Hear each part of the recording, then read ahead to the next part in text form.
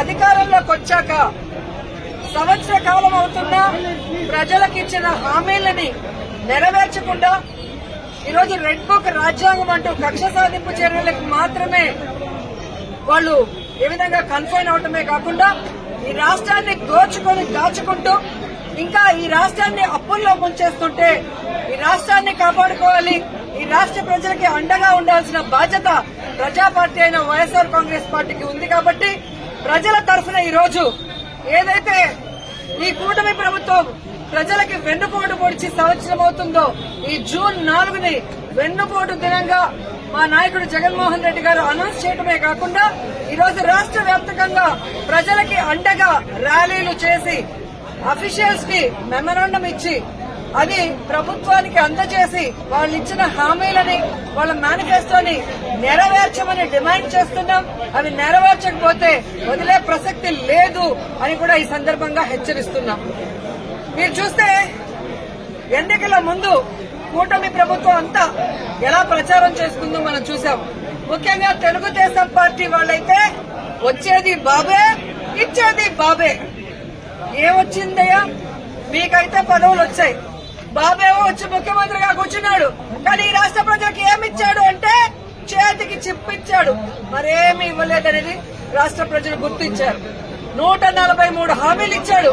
143 హామీల్లో విజయనుద్దే విస్తరాకులు కట్టుంది, అనుభవం ఉందని చెప్పుకునే చంద్రబాబు నాయుడు మొదటి 6 అయినా చేశాడా అని నేను అడుగుతున్నాను.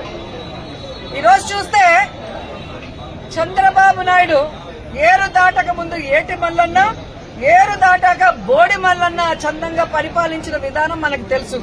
కానీ ఈ రాష్ట్ర ప్రజలు ఎలా నమ్మి మోసపోయారు, అలాగే ఈవీఎంలతో వీళ్ళు ఎలా మ్యానిపులేట్ చేసి ఈరోజు 60,000 90,000 అంటూ అసలు ప్రజలు ఓట్లేని నాయకులంతా గాల్లో గెలిచిపోయిన గాలిగాళ్లే ఎక్కువగా ఉన్నారు ఈ రాష్ట్రంలో.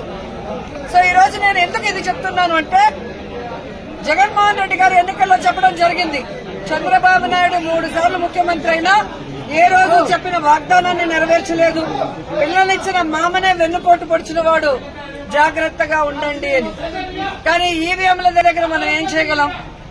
సో ఈవీఎంలని మ్యానిపులేట్ చేశారు.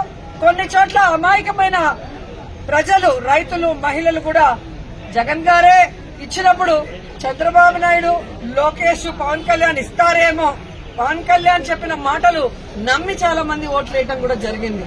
కానీ ఈ రోజు చూస్తే సూపర్ 6 చేస్తామన్న చంద్రబాబు నాయుడు సూపర్ 6 చేశాడా అని అడుగుతున్నాను. అన్నిటికీ వెన్నుపోటు పొడిచింది నిజం కాదా అని అడుగుతున్నాం. ఈ రోజు తల్లికి వందనం ఇస్తానన్నాడు, కానీ ఇవ్వకుండా వెన్నుపోటు పొడిచాడు. రైతుకు అన్నదాత ఇస్తా అన్నాడు, ఇవ్వకుండా వెన్నుపోటు పొడిచాడు.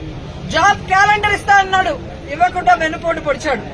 ఉద్యోగం ఇస్తా ఇవ్వని వాళ్ళకి నిరుద్యోగ భృతి ఇస్తా అన్నాడు, ఇవ్వకుండా వెన్నుపోటు పొడిచాడు. అలాగే అధికారులకి ఐఆర్ ఇస్తాను, డిఏ ఇస్తాను అని చెప్పాడు, కానీ ఈ రోజు ఇవ్వకుండా ఎలా వెన్నుపోటు పొడిచారో మనం చూసాం. మహిళలకైతే ఉచిత బస్సు ఇస్తాను, పొద్దు నుంచి సాయంత్రం వరకు ఫ్రీగా తిరుక్కోవచ్చు అని చెప్పారు, కానీ ఇవ్వకుండా ఎలా వెన్నుపోటు పొడిచారో మీరందరూ కూడా కళ్ళారా చూశారు.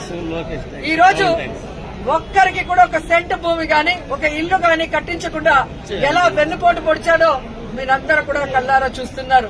సో వెన్నుపోటు అంటే చంద్రబాబు నాయుడు, చంద్రబాబు నాయుడు అంటే వెన్నుపోటు.